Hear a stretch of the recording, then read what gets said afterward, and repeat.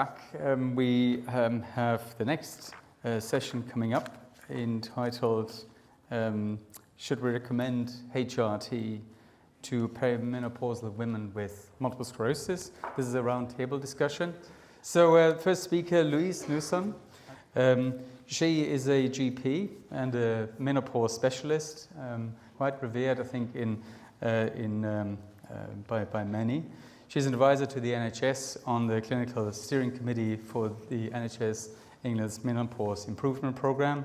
She's developed her own sort of website, business around this, the whole topic, and I know that many women actually flock to her for advice because what they've been given in the NHS is not quite what they are hoping for. We'll stop here and we'll ask Louise straight away to come up with about 10 minutes of presentation. Please fire ahead. Welcome, Louise.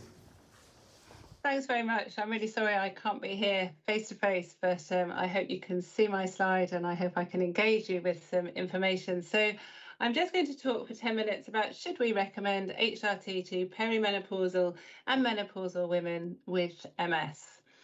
So just to start really with my declarations, I run a menopause clinic. It is the largest menopause clinic in the world, actually. It's been now open for 3 years.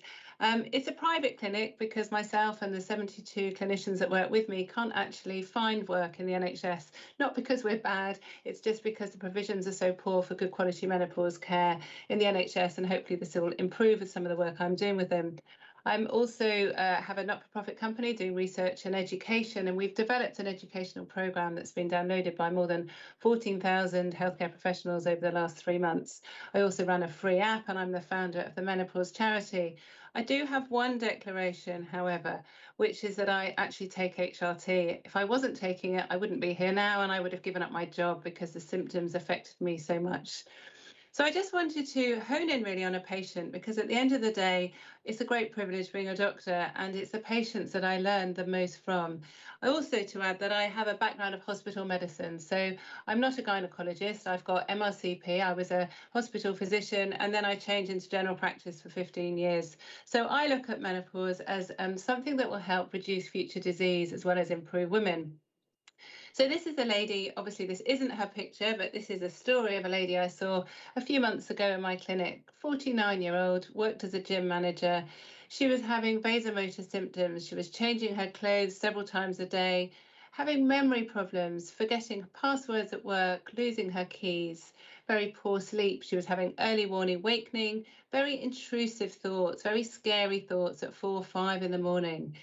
Anxiety was really crippling her. She'd stopped driving and she'd become very socially isolated. She had an ongoing health anxiety, and this had really escalated and worsened. So finding out more about her, she was having other symptoms, muscle and joint pains. She'd stopped exercise. She said these pains and stiffness especially were worse in the morning. Her overall stamina was reduced, and she'd noticed a loss of muscle bulk and strength. So when she was exercising, she wasn't toning in the same way that she used to be. And she describes, like so many women I speak to, that she felt like an old woman, especially in the morning, walking down the stairs. She was experiencing pins and needles, sometimes down her arms, sometimes down her legs, quite intermittent, and this was concerning her as well.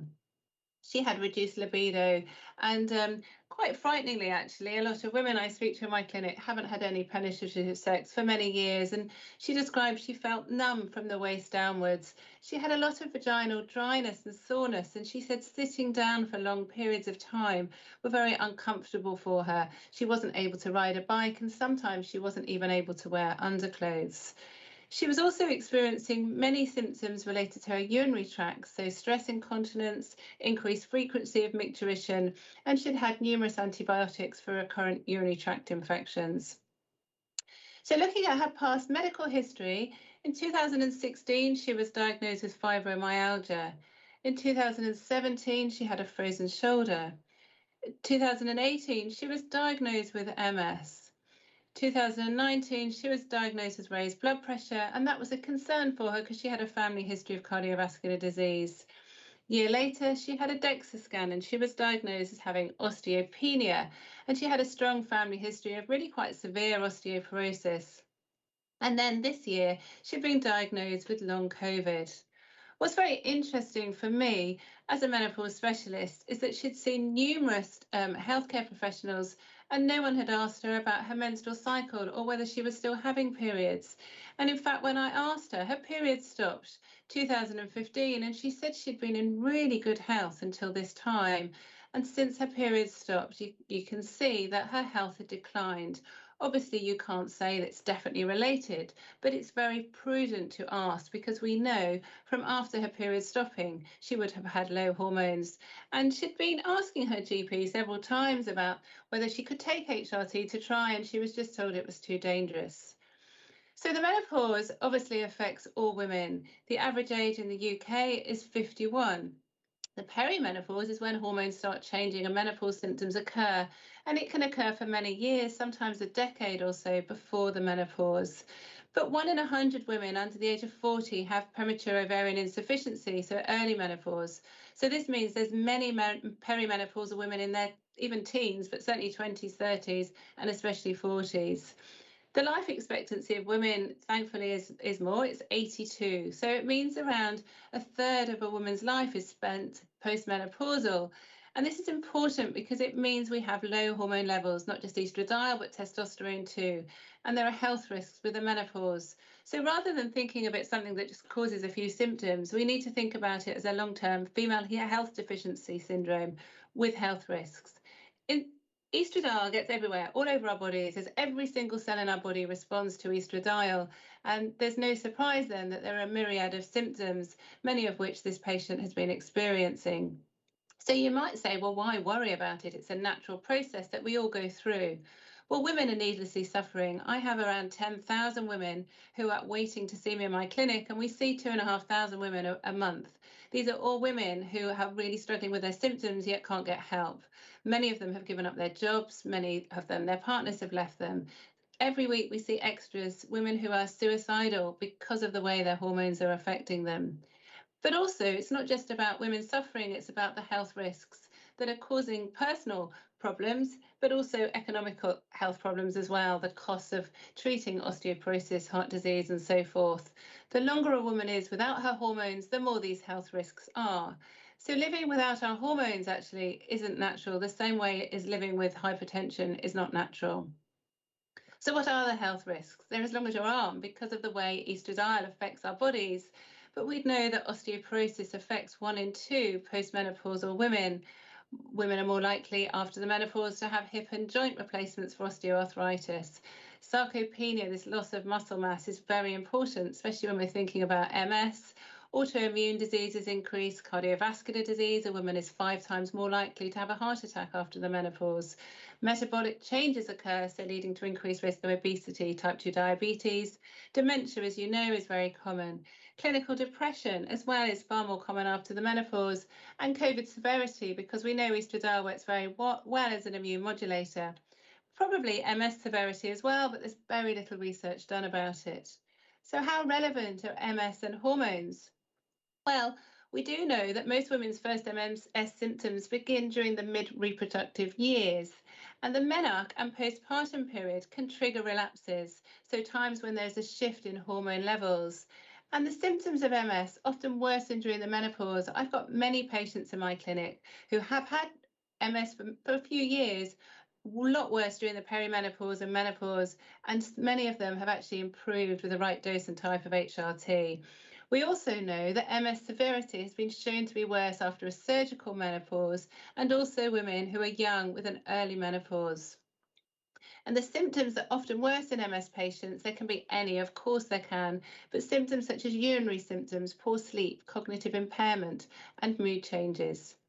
So how should we be managing the menopause? Well, we've got guidelines that we work out of. We've got the NICE guidance that was produced now 5 years ago, International Menopause Society guidance, and then the ESHRI guidance for management of POI. And the summary of them is that women, quite rightly, should receive individualised care. They should be informed of benefits as well as any potential risks of HRT so they can make appropriate treatment choices. But for the majority of women, the benefits of taking HRT outweigh any risks. And they can take HRT forever in the same way that women would take thyroxine forever if they had an underactive thyroid gland. Obviously, other factors are important, including lifestyle. We know, however, only a minority of women take HRT because we've all been scared away from it because we've been given wrong information. So obviously, if you replace the missing hormones, symptoms will improve. But also, more importantly for me as a physician, actually, it reduces the risk of all these diseases that increase during the menopause, which is no surprise. What about MS? Will it improve symptoms? Will it reduce severity? Or are some of the symptoms that we're putting down to MS actually being part of the perimenopause and menopause? So if you look at the basic sort of pathophysiology, if you like, we know that estradiol, but also testosterone, and let's not forget, women produce 3 times more testosterone than estradiol when they're younger. So estradiol and testosterone are anti-inflammatory, and they also affect myelin production. Estradiol is neuroprotective, and it also promotes neuronal and oligodendrocyte survival. So it can help these cells not only function better, but last for longer as well. And so some of the symptoms, such as the pins and needles, tinnitus, very common nerve type pains, can really worsen during the menopause. And this is just a very simple diagram showing how 17-beta estradiol is really important in many, well, I've already said every cell, but especially when you look at the neural cells. So HRT, it's only 3 letters. There's different types, there's different doses. We give body identical hormones, so the same structure as the hormones we produce ourselves. The estrogen we give through the skin, so there's no risk of clot or stroke. And the Utrogestan, the micronized progesterone, is body identical, no risk of clot with that, and actually never proven to have an increased risk of breast cancer. So we can tailor it. We also have testosterone now, which we can give to women. It's not licensed, but there's a big push to get it licensed for women. There's actually very few contraindications to HRT. On my Menopause Doctor website, there's an easy HRT prescribing guide that's freely available, which is all referenced that any physicians or medics wanting to prescribe can use. Just search easy on the Menopause Doctor website. Just a special mention to genitourinary syndrome of the menopause. This is due to low estrogen in the vagina, but the surrounding tissues, hence the urinary symptoms that occur. And it affects around 80% of menopausal women, yet we know only about 8% of women receive treatment. HRT will help, but also localized estradiol or other hormonal treatment can make an absolutely life-changing improvement for these women. And these symptoms worsen with time. Vasomotor symptoms often improve, but these symptoms don't. So any localized estradiol treatment should be given lifelong. So finally, to go back to our patient, Julie, after I saw her and assessed her in the clinic, I started giving her estradiol. So I gave her estrogen, the pump. So it's a gel that you just rub in through the skin like a moisturizer, very easy. She can titrate the dose herself. She started low and gradually increased. And then she still got her womb, so I gave her micronized progesterone, 1 capsule each evening. I also gave her Vagifem Pessaries because her symptoms were so extreme. And then after 3 months, I started her with some testosterone cream to rub in onto her outer thigh every day. She came back and she said, I have also regained my energy levels and I have joined a gym. I can actually go through the day without feeling like I'm going to fall over with exhaustion. So I've improved her symptoms, but I've also reduced her risk of all these conditions, and it's likely that I'll reverse her osteopenia. And wouldn't it be interesting to see what happens with her MS? But certainly, I hope this has shown there's no contraindication for her having HRT because of her MS or her other diseases she has. This is just a plug for my book that's just come out. It reached #1 Sunday Times bestseller 2 weeks ago. So where to go from here? My final slide, really. Certainly looking at research that's been done with MS and women and hormones, it's been woefully regretful and neglectful. It's really sad, actually, how little good quality evidence there is because everyone's been so scared away from hormones for the last 20 years. it's really important for any of you that are practicing clinicians, think about the perimenopause and menopause. Don't just blame all the woman's symptoms on her MS, because it's likely to be related, or some of her symptoms related to her low hormone levels. And certainly I really do feel we should be considering HRT. We should be asking, why are women not taking it, rather than why should we give it, and try and find every excuse not to give it. So I know that's very quick, but I hope it's been informative and useful to some of you. So thanks again for inviting me.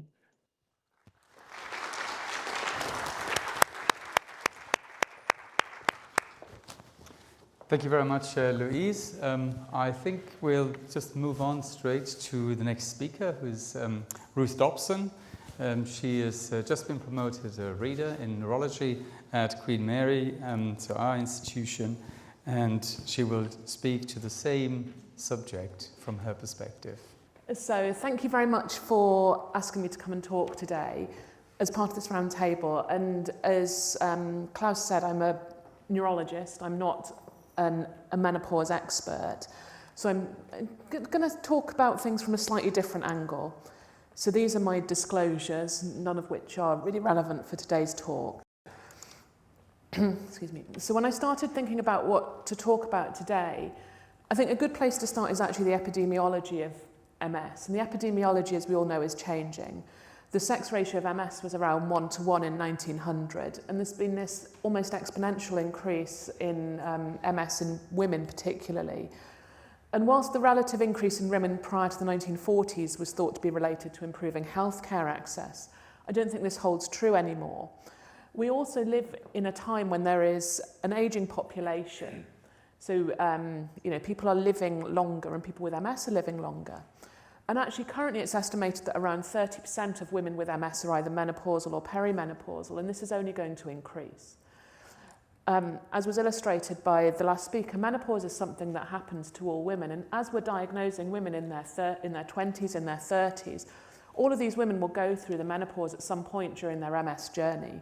So this is a problem that, well over 50% of our patients face, yet it's something that's not really talked about that much in clinic. And so what about the menopause and MS? And again, sort of not to dwell on topics that were covered in the last talk, but the decreasing estrogen levels seen within the menopause cause a variety of clinical manifestations. And many of these may overlap with MS symptoms or cause transient worsening of MS. For example, hot flushes may be associated with symptoms that worsen with heat severity. But it's very difficult to actually dissect out the effect of the menopause from ageing, as both are inextricably interlinked. Menopause is, in most women, an age-related phenomenon. So how do you dissect out actually what does changes in MS disease trajectory, what symptoms are associated with ageing, versus those that are directly related to the menopause? Is you need to think about the age of onset, the disease duration, the use of HRT. There's so many different variables. And you need really a large study and a prospective design, and the data's just not there at the moment. And also differentiating between, I've called it transient worsening, but transient worsening that may go on physical sensation, the physical part of the menopause, but something that is reversible versus progressive disease and changes in MS with long-term implications actually becomes very difficult. And also, it's just woefully understudied. Nobody's really asking the questions. Nobody's collecting the information in the right way. So these questions are impossible to answer. So we're left with this, I don't know, phenomenon as part of this. As the last speaker talked about, menopause symptoms can actually mimic or worsen MS for many, many women. Sleep disturbance is very common around the time of the menopause. And the impact of poor sleep on secondary fatigue, on cognitive functioning, on your physical state, the list goes on and on and on. I think anybody that's had sort of, even short periods of poor sleep can really attest to the profound impact that this has. There's also urinary and sexual dysfunction. I think as neurologists, we're often very guilty of assuming that this is all related to MS, or you have MS. Well, that's why that's why you've got urinary symptoms. And they are common in women with MS regardless of age, but actually the frequency substantially increases around the time of the menopause and following this. And it's treatable. These symptoms are actually treatable. And a further example is mood. Hormonal changes associated with menopause can impact on mood. And this actually occurs at a similar time of life as the shift towards progressive disease occurs in many. So again, the two become very interlinked, and dissecting them out is very difficult. But also the physical and psychological changes leave many women very, very vulnerable, trying to seek help and feeling like they're written off. And at the back of this, we have to also remember that these menopause symptoms are actually highly treatable. It is something that we have a treatment for that can remove these symptoms in the majority of women. But also around the time of the menopause, are there changes that have implications for MS treatment sequencing? And there's actually relatively limited evidence from clinical trials to this. You know, we routinely exclude older patients from clinical trials. So whilst we may catch menopausal women, we don't catch women who are years past the menopause. There are some considerations around immunosenescence, and Dr. Newsom sort of touched on the impact of estrogen on the immune system. The hormonal immune system interface is phenomenally complex. But actually, changes around the menopause can really impact on immunosenescence. They can impact on DMT efficacy, but also on DMT risks. And there is an increasing malignancy risk with age in all of us, male and female, regardless of changes around the menopause, regardless of HRT. And I think, you know, we have to be very mindful that that's there. There is also the need to preserve mobility in people with MS. It's not a reason to stop treatment. We still need to keep people on effective treatments. But we do need to consider that shift towards progressive disease. And when thinking about the menopause, which is a sort of whole body impact, actually, you know, sometimes I think in MS we're guilty of forgetting the fact that MS is a whole body disease as well. It's not just about the microglia. It's not just about the nervous system. And this is really elegant work done within UK Biobank, looking at frailty index within a population sample of 500,000. And actually the disease most commonly associated with frailty in middle to older age adults was MS. It comes out way above anything else. This study does, you know, the frailty associated with neurodegenerative conditions probably isn't caught so much in this. Patients with, you know, the people enrolled in Biobank are relatively young, so you're capturing more incident Parkinson's disease, more incident dementia. But actually in you know, middle-aged to older adults, MS is a big cause of frailty. The frailty index used in this study was weight loss, exhaustion, physical activity, walking speed and grip strength. And these are all things that can be impacted on by the menopause. Another thing that can be impacted on by menopause is bone health. And again, this was touched on. And this has been an area of particular interest for me over the past few years. And this is work done by Sarah Leddy, who is an academic fellow working with me a couple of years ago. But people with MS have been documented for a long time to have lower bone mineral density than matched controls. And again, factors associated with this include smoking, slower walking, and lower BMI. And we see the same pattern with fractures. So people with MS have higher rates of fracture within the past 5 years. And around, you know, in postmenopausal women, we have a treatable factor that associates with fracture. By giving HRT, there is the potential to actually reverse osteopenia, to potentially reduce the risk of osteoporosis and reduce the consequent risk of fractures.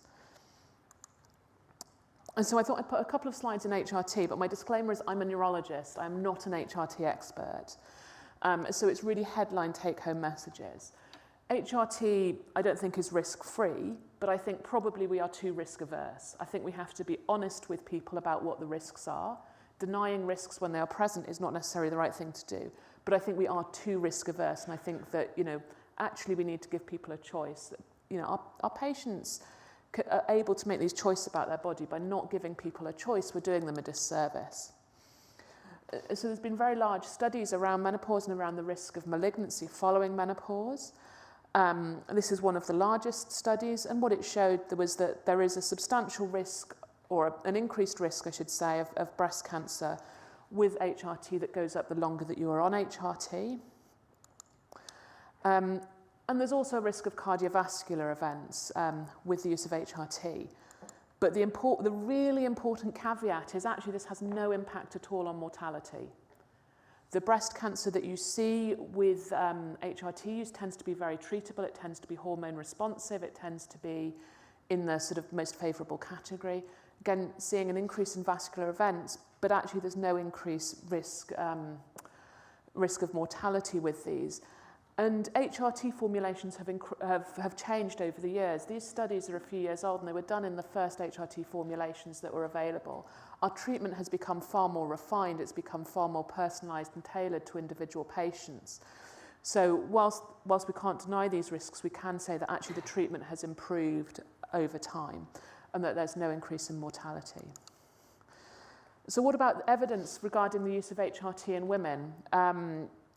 And so when looking for the evidence, I did a clinicaltrials.gov search, and I came up, and this was multiple sclerosis and menopause, a fairly standard search criteria, and there's 2 studies, one of which is to do with the oral contraceptive pill, so nothing to do with menopause.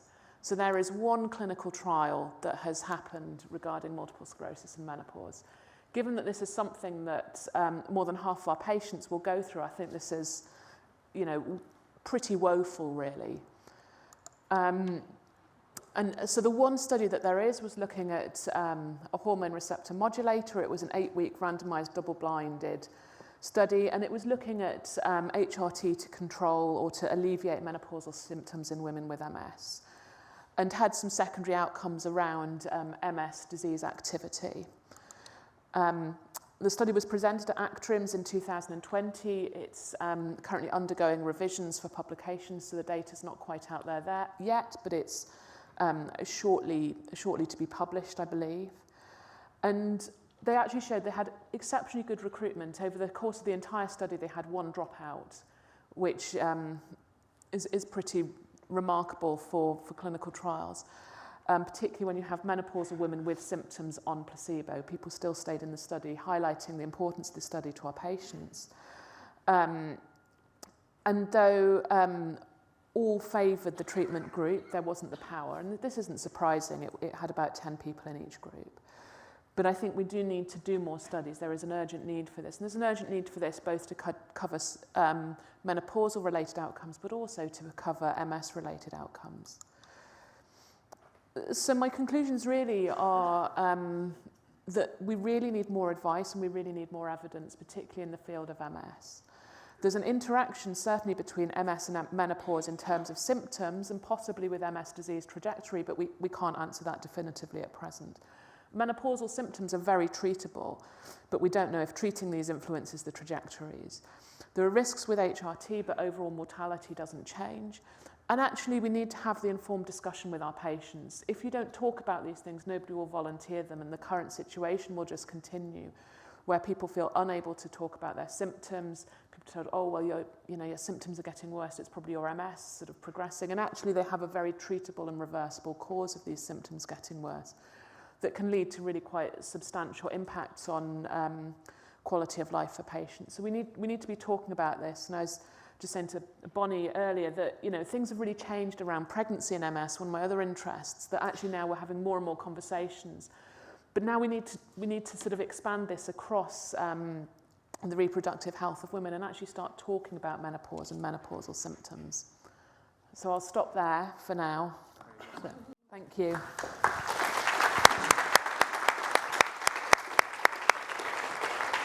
Thank you, Ruth. And without much further ado, because we're a little bit behind in time, I'll hand over to Bonnie Boscovich, who's our patient advisor. She's been working with our group for a number of years, been incredibly supportive and helpful in a number of projects and capacities. And now she's speaking as in her own sort of capacity as somebody who's affected by the syndrome herself and the problems related to it. So thanks very much for sharing that with us.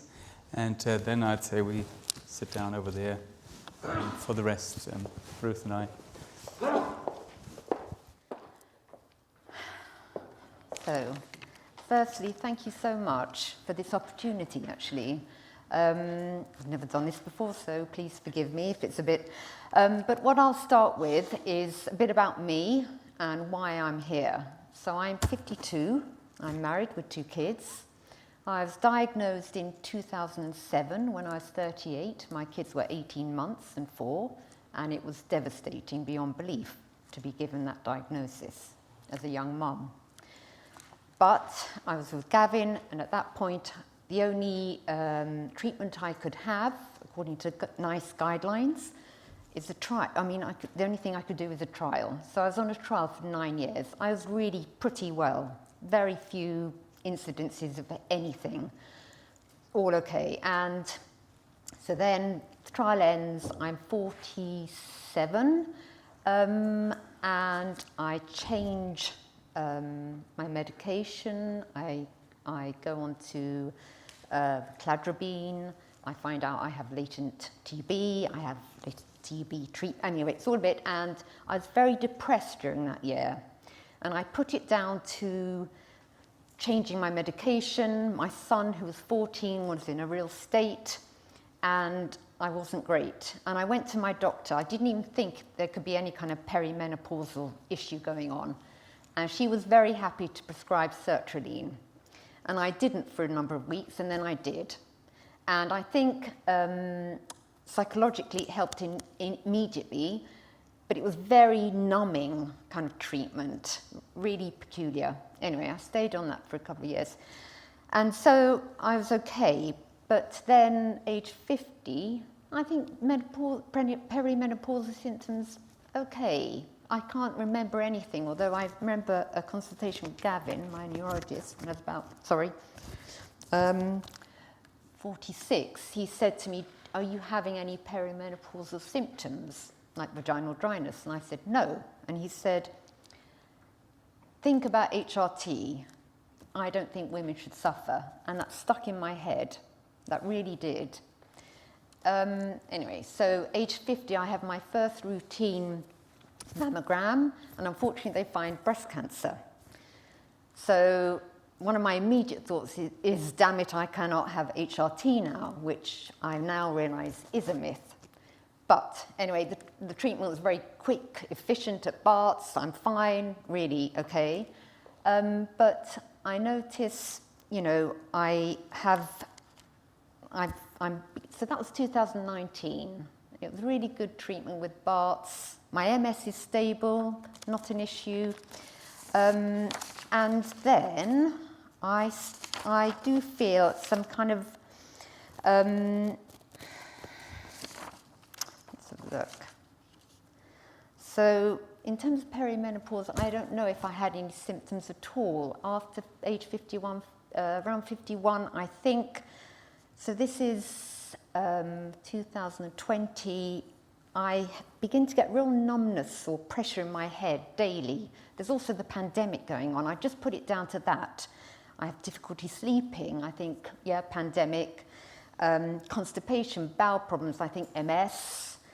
Terrible urinary frequency, which I end up going to the doctor in November 2021. And because of the breast cancer, they immediately fast-tracked me to have hysteroscopy, pelvic scan, biopsy, all clear. But I wonder, I think it was like I was making a record of it was like 20 times a day. It was really crazy, really debilitating. And now I think, gosh, I think it was the perimenopause actually. It's not, you know, but I was glad for the investigations because, but also it's concerning. I thought, oh my God, not another cancer. But it was interesting when I thought about all the symptoms for menopause: anxiety, brain fog, joint pain, low mood, depression, memory problems, bowel problems, right?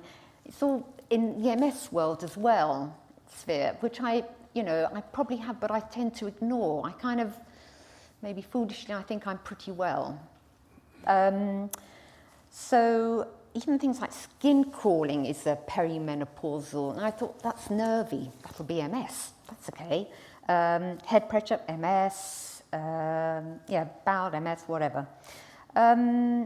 So I started to think, where are we? September 20. I think my last period was in February, and I remember immediately, I hope you don't mind, having shockingly vaginal dryness out of nowhere. I couldn't ride a bike. I was riding my bike everywhere. It was really, so I started to talk to my GP, and she said, well, we have to be very careful with you because of the breast cancer.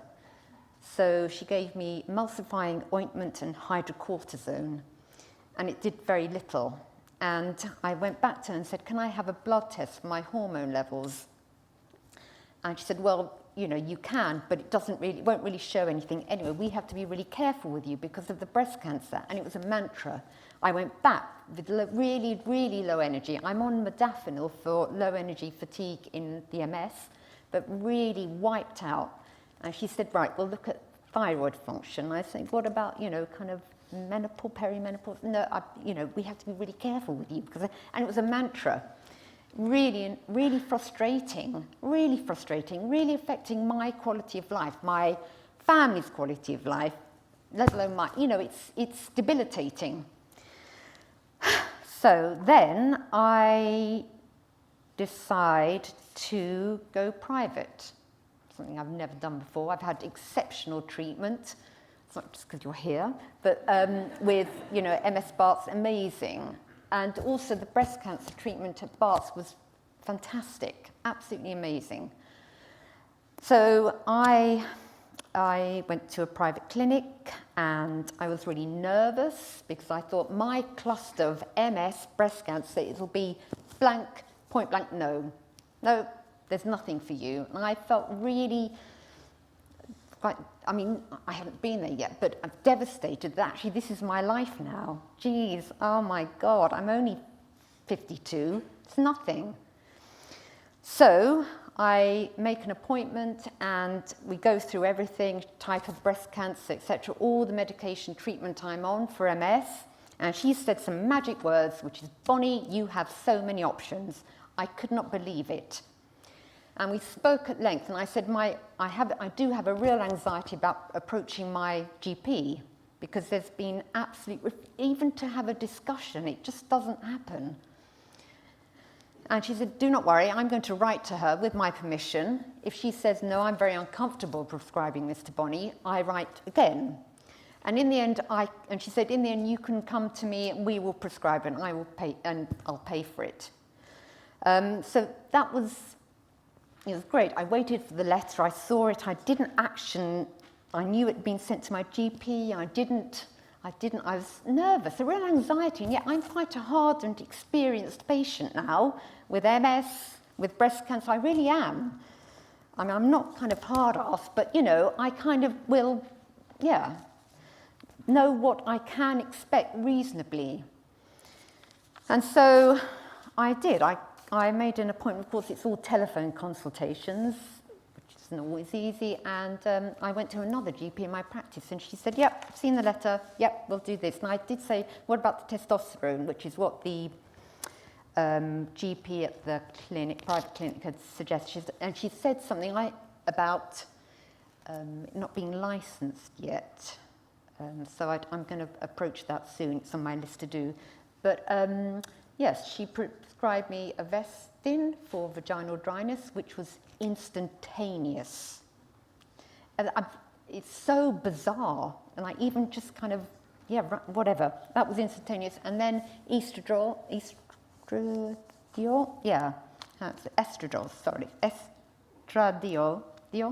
gel and progesterone tablets. And she's also mentioned something called Intrarosa, which I could try, but I have to go through my GP and see. So now, interestingly, because my GP practice has prescribed this, I've been sent a follow-up mammogram, which I'll do, even though I now have annual because of breast cancer, but I signed up, I'll do it. And my GP surgery invited me to a virtual menopause engagement event at the Homerton Hospital.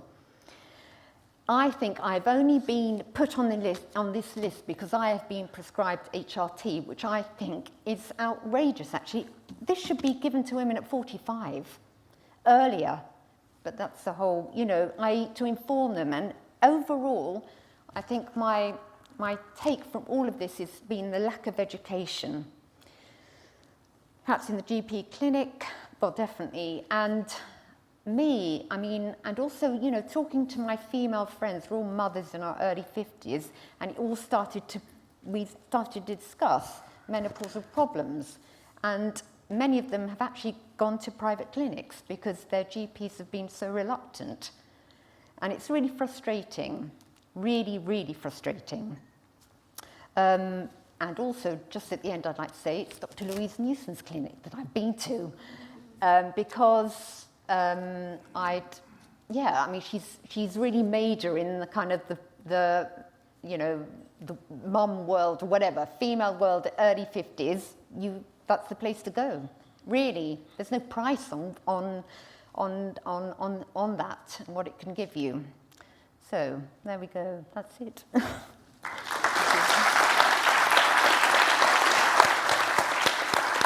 So have a sit here. Elaborate for just a moment how you deal with the whole issue of risk associated with HRT, because that is, what, by all intents and purposes, I think what's always on most GPs' minds or clinicians generally, that stops them from prescribing it.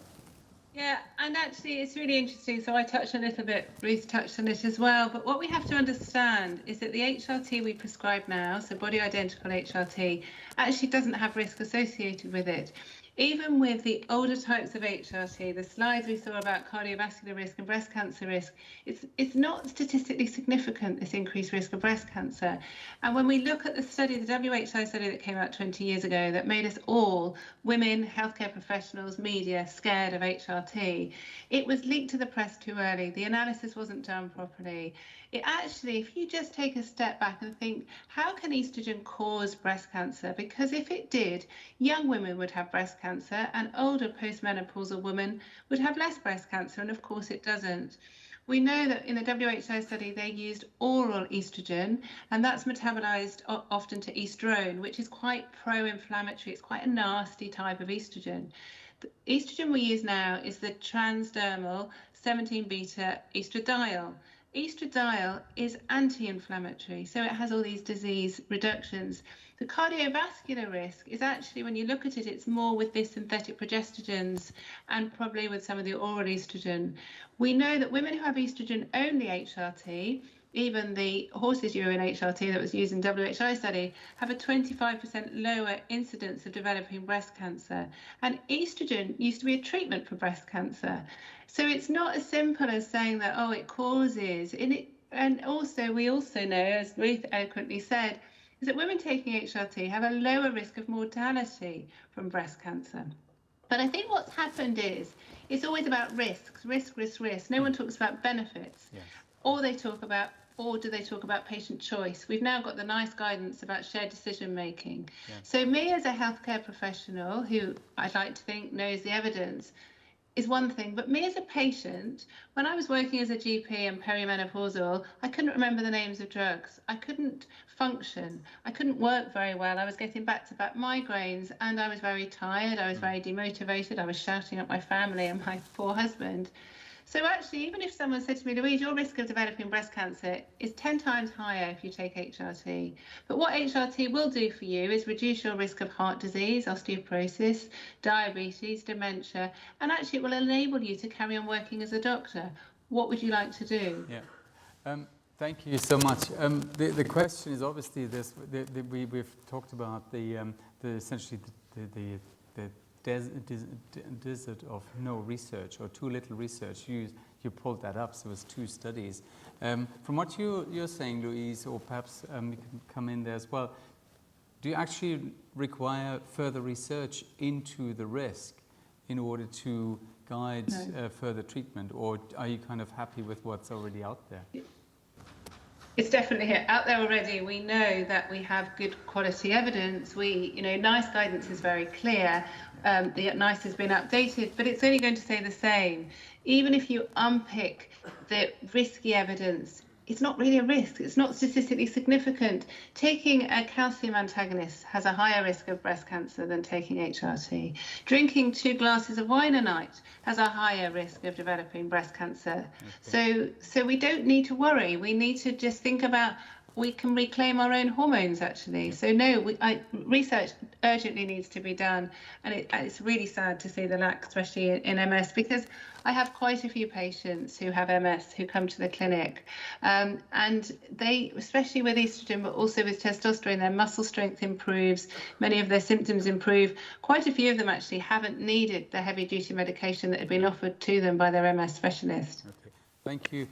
Ruth, maybe you just want to say a couple of sentences. I think there's also a few questions Yeah, so I mean, I think that as therapy evolves and therapy improves, you can't extrapolate from old therapies into new therapies in terms of risk and in terms of benefits as well.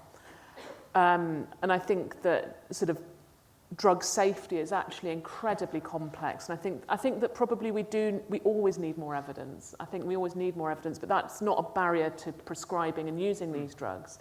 It's just saying that actually with sort of national, with the national infrastructure and systems that we've got now, doing those further studies, they will come, but they will be far more refined than the earlier studies because they'll be using primary care databases, they'll be using prescribing databases.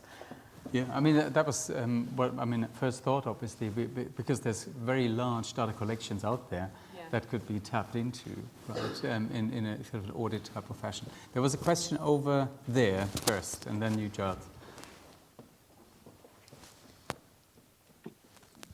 Thanks very much, all three. A very interesting round table. I just wanted to say, I think we've just got to distinguish a little here between magnitude of risk and significance of risk.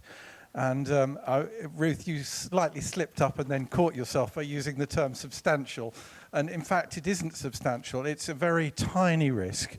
It's probably, on the studies that have been done, it's statistically significant.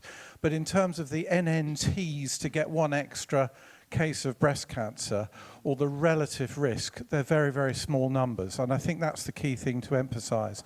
And that was with the old HRT. And obviously Louise has reassured us about the transdermal HRT. I think I put the NNTs on my slide. I think it's about 200. Skipped over it.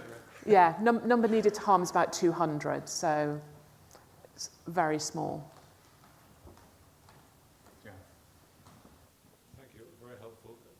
Practical point. Assessing ladies in their 40s and 50s in the clinic and trying to obtain understanding of their estrogen status, is the recommendation that we should focus upon possible symptoms of estrogen deficiency in terms of flushing, dryness, stuff like that? Or do you think one should focus upon when was your last period and are they regular? Is that possibly a waste of time asking about periods? I think that's a great question. There's no biochemical test for the perimenopausal or menopause, despite what you can buy from Boots or Superdrug. There isn't. We use a menopause symptom questionnaire, which is a modified green climacteric score. But actually, what we need to do is get women, patients, to do it themselves to reduce the time spent in consultation asking about periods and symptoms, because the symptoms are so many. So the free app Balance that we've got has a menopause symptom questionnaire that they can download and either email in advance or print off the consultation, and it also has periods on it.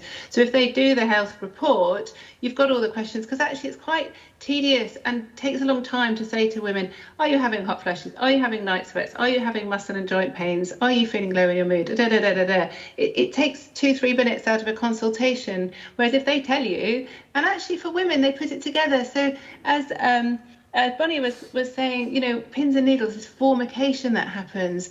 Of course they're going to think about MS, but then if they think, oh no, my sleep's been bad, oh, and I've also had some urinary symptoms and my mood has been low, oh, maybe it is related to my hormones, and then women will tell us in the consultation. So we need to use our patients a bit more and get them to do their homework before they come. Thank you, Louise. I can take only one more question. We're very mindful that we're otherwise sort of eating into the schedule too much. Please. It's actually 3 quick points, really, to Dr. Newsome. Firstly, she mentioned that there were contraindications, few, but she didn't. I was wondering if she could specify what those were. Secondly, she said you could take the HRT forever. Does that mean people in the 80s and 90s can carry on with it? That's great. And thirdly, I had heard that recently that you don't actually need to bother to measure hormone levels now. You just do it on symptoms. Is that correct? Yeah, so just taking each one very quickly. The first one is contraindications that you'll look at from the MHRA are as long as your arm, but actually they go with older types of HRT, and the work that we're doing with NHS England is to try and help the MHRA change and update them. It's really if someone had undiagnosed vaginal bleeding, it would be prudent to know what was the cause of their bleeding. There isn't really any other reason. If someone's had a clot risk, or if they've had cardiovascular disease, or if they're obese, if they had diabetes, they can still take HRT. Women with estrogen receptor cancers in the past can still take HRT because there's no evidence that actually their prognosis is worse. There is some evidence that their prognosis is better, but this goes down to very individualised choice, using an expert, but also seeing what the women want as well. Actually, yes, they can take HRT forever. A lot of people worry because of this risk of breast cancer, but I've already said it's not proven to be there with the natural hormones. And so there's no reason to stop it, because as soon as you stop HRT, that's when the health risk will start. So the women's risk of osteoporosis and heart disease, for example, will increase. So yes, women can take it until the day they die. And then the third one is about blood tests. We often or sometimes do blood tests to monitor once someone's on HRT. So we do estradiol levels and often testosterone levels to make sure that they're in the normal female ranges, and that can help optimize symptoms. So say, for example, someone with MS was still having some pins and needles and I wasn't sure, but their estradiol level was low, then I know I can safely increase their estrogen dose, or if their testosterone, their free androgen index was low, I could increase the dose, and that often improves symptoms before attributing to their symptoms to another disorder such as MS. So they can be useful, but not useful in the diagnosis. Very good. Thank you so much, Louise. Thank you. And just stay with us for a moment. I just want to give Bonnie the last word, as it were, although she's already sort of revealed herself as a member of your fan club. So I am, and by pure chance, when Gavin asked me would I be interested in doing this, I had to say, I have to reveal, I have gone private. Yeah, very good. But that was out of desperation. Yeah. Okay, thank you very much. I think it's been an incredibly informative session. And we had a poll before the session, and I would like to sort of repeat that now after with you really in the picture. I wonder whether there's any difference in the I hope so. in the vote. Okay, so everybody hands up who thinks that every woman who is sort of eligible from perimenopausal syndrome should be offered HRT.